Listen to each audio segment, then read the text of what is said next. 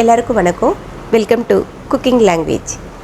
இன்றைக்கி நம்ம குக்கிங் லாங்குவேஜில் அருமையான சைனீஸ் ஸ்டார்டர் ரெசிபி தான் பார்க்க போகிறோம்.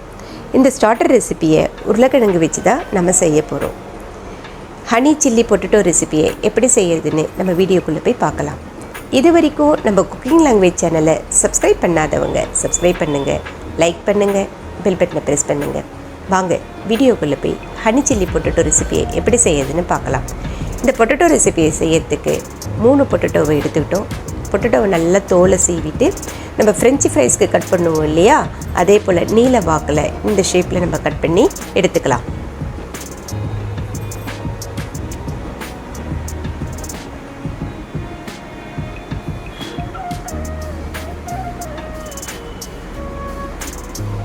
இப்போ நம்மக்கிட்ட இருக்க எல்லா பொட்டேட்டோவையும் இந்த ஷேப்பில் நம்ம கட் பண்ணி எடுத்துக்கலாம். ஒரு வாணலில் நல்லா தண்ணி கொதித்து வருது. இப்போ இதில் 1 டீஸ்பூன் உப்பையும் நம்ம சேர்த்துக்கலாம். இப்போ நம்ம கட் பண்ணி எடுத்து வச்சுருக்கோம் இல்லையா உருளைக்கிழங்கு, அதை தண்ணியில் சேர்த்துக்கலாம். இப்போ இந்த உருளைக்கிழங்கு வெந்து வரணும். உருளைக்கிழங்கை நிறைய நேரம் வேக வைக்கக்கூடாது. ஒரு 90% இந்த உருளைக்கிழங்கு வெந்து வந்தால் போதும். இப்போ உருளைக்கிழங்கு 90% வெந்து வந்திருக்குது. இப்போ இதை ஃபில்டர் பண்ணிவிட்டு ஒரு பிளேட்டில் நம்ம ஆற வச்சு எடுத்துக்கலாம்.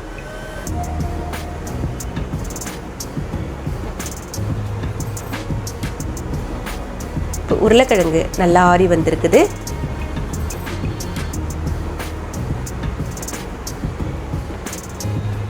இப்போ இதே போல் ஒரு ஃபில்டரில் 2 டேபிள் ஸ்பூன் கார்ன்ஃப்ளவர் மாவை எடுத்து இதே போல் எல்லா உருளைக்கிழங்குலையும் நம்ம படும்படி ஸ்ப்ரெட் பண்ணி எடுத்துக்கலாம்.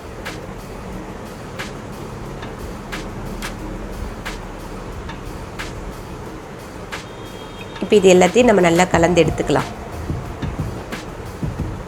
இப்போ நம்மளுக்கு உருளைக்கிழங்கு ரெடி ஆகிடுச்சு. இப்போ இதை பொரித்து எடுத்துக்கலாம். இப்போ வாணலில் எண்ணெயும் நல்லா காஞ்சி வந்திருக்குது. நம்ம ரெடி பண்ணி வச்சுருக்கோம் இல்லையா உருளைக்கிழங்கு, அதை எண்ணெயில் போட்டு நம்ம நல்லா பொரித்து எடுத்துக்கலாம்.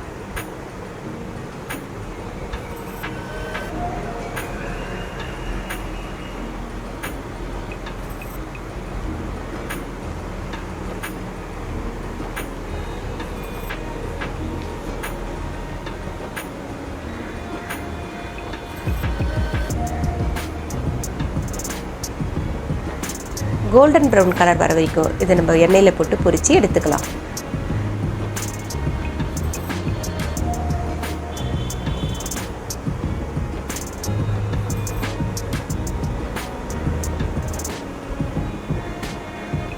பாருங்கள், இந்த அளவுக்கு இது நம்ம பொரித்து எடுத்துக்கலாம்.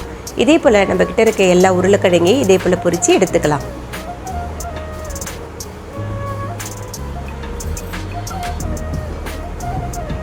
இப்போ ஒரு வாணலில் 2 டேபிள் ஸ்பூன் கடலை எண்ணெய் சேர்த்துக்கலாம். இந்த உருளைக்கிழங்கு நம்ம செய்யும் பொழுது கடலை எண்ணெயில் சேர்த்து செய்யும் பொழுது தான் ரொம்ப டேஸ்ட்டாக இருக்கும். அதனால் கடலை எண்ணெய் சேர்த்துக்கலாம். இப்போ எண்ணெய் நல்லா காஞ்சி வந்திருக்கு. அதில் ஒரு துண்டு இஞ்சி எடுத்து நல்லா திருகி எடுத்து வச்சுருக்கோம், அதை நம்ம அதில் சேர்த்துக்கலாம். கூடவே ஒரு 10 பூண்டு பல்லை சின்ன கட் பண்ணி எடுத்து வச்சுருக்கோம், அதையும் சேர்த்துக்கலாம்.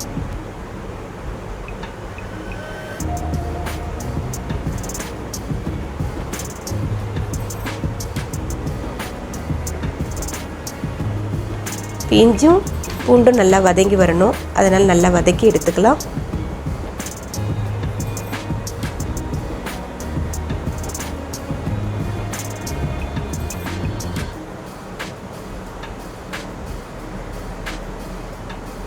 இப்போ இஞ்சும் பூண்டும் நல்லா வதங்கி வந்திருக்குது. ஒரு பெரிய வெங்காயத்தில் பாதி வெங்காயத்தை கட் பண்ணி இதே போல் சின்ன கட் பண்ணி எடுத்து வச்சுருக்கோம், அதை நம்ம இதில் சேர்த்துக்கலாம். வெங்காயமும் வதங்கி வரணும். வெங்காயமும் வதங்கி வந்திருக்கு. இப்போ ஒரு குடமிளகாவை சின்ன கட் பண்ணி எடுத்து வச்சுருக்கோம், அதை நம்ம இதில் சேர்த்துக்கலாம். குடமிளகா ஓரளவு வதங்கி வந்தால் போதும்.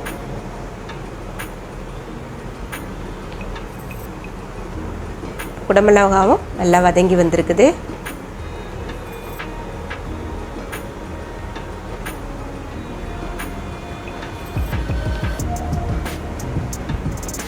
இப்போ இதில் 1/2 டீஸ்பூன் மிளகுத்தூள் சேர்த்துக்கலாம். 1/2 டீஸ்பூன் தனி மிளகாய் தூளை நம்ம இதில் சேர்த்துக்கலாம். தேவையான அளவு உப்பு. நம்ம உருளைக்கிழங்குலையும் உப்பு சேர்த்துருக்கோம், அதனால் உப்பு கொஞ்சம் பார்த்து சேர்த்துக்கோங்க. இதனுடைய பச்சை வாசனை போகிற வரைக்கும் இப்போ நம்ம வதக்கி எடுத்துக்கலாம்.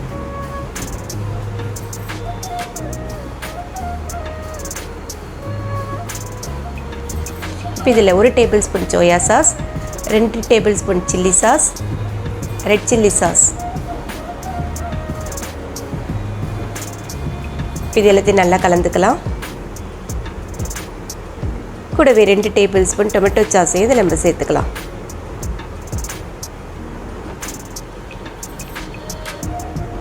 இது எல்லாத்தையும் நம்ம நல்லா கலந்து எடுத்துக்கலாம்.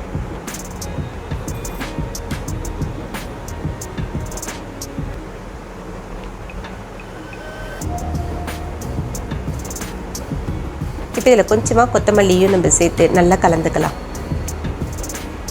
2 டேபிள் ஸ்பூன் தண்ணியும் இதில் கொஞ்சமாக சேர்த்து நம்ம நல்லா கலந்து எடுத்துக்கலாம்.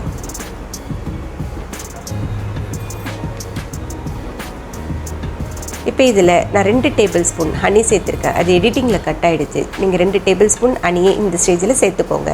இப்போ இது எல்லாத்தையும் நம்ம நல்லா கலந்துடலாம்.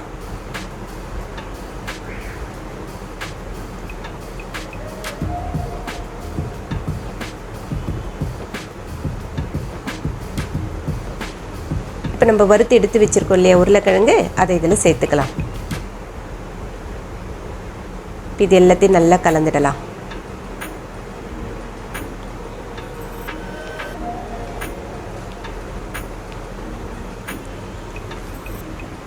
இப்போ இதில் கொஞ்சமாக வெள்ளையில் எடுத்து வச்சுருக்கோம், அது மேலே இதே போல் தூவி எடுத்துக்கோங்க. இப்போ இது எல்லாத்தையும் நல்லா கலந்துடலாம். இப்போது நம்மளுடைய honey chilli potato recipe ready ஆகிடுச்சு.